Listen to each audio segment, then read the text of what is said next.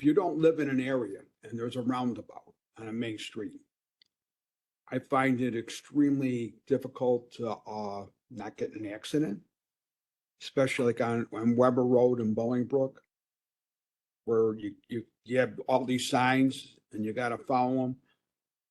And so I don't go fast so I can make sure I'm following it right. I'm going like real slow. Cars are all beeping their horn, and then some cars cut me off, but I'm not going to go in the wrong lane, right? So these roundabouts are designed more than likely for safety, right? Correct. But the reality of it is, if you don't live in the area and you don't know the roundabout, it's not safety. It's probably a hazard. So I don't know how you feel about it, but maybe that's something that you guys need to look at, because I find them really difficult. I go in some areas where I went the wrong way because I couldn't get over to get in the correct lane. So if you're not from, if you live there, it's great. But if you don't live there, it ain't so good. So, I mean, it's just a comment, but I think most people that go to a strange area or different area and Sure. you No, get those roundabouts and they got all these lanes you're supposed to jump into. And if you miss, you're going in the left lane and you're supposed to be in the middle lane or the right lane, you're screwed. Sure. No, that's a valid point.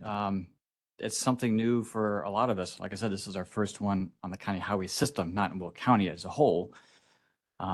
This particular location, actually in Indiana, it's much more prevalent. I mean, I've had people tell me there's probably 20 as you continue going east. So those folks are very familiar with it. So the area is familiar with it. But as we consider this in other locations throughout the county, it is a key thing to talk about in these public meetings. I believe in the public meetings, the materials we've used for this, there's actually examples of how to approach them and go through them.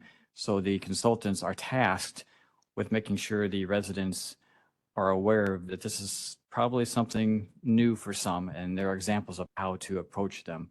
And hopefully people are taking advantage of those videos and things to look at. So I'm just going by the considering. premise that let's just say you're from Texas and you're driving down that road, all of a sudden, because your GPS, if you're following that on your phone, you're still going to have a problem. Unless you're familiar with it, you're going to have to slow down a hell of a lot. Otherwise, you're going to be put in the wrong lane more than likely. And then you're going to have to figure out how to get around. It's just like a mess. And I don't go to Bolingbrook that often, but even when I still go there and I know it's there, I got to go slow because I don't want to screw up. Because otherwise I got to cut over and cut somebody off. Like instead of getting me got cut off, I got to cut somebody off.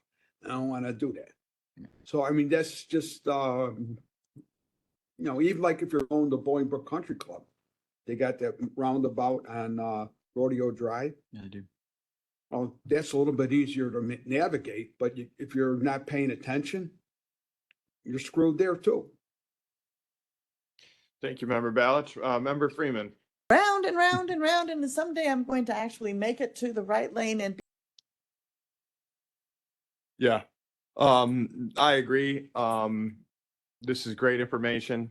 All county board members need more information about being safe on roadways.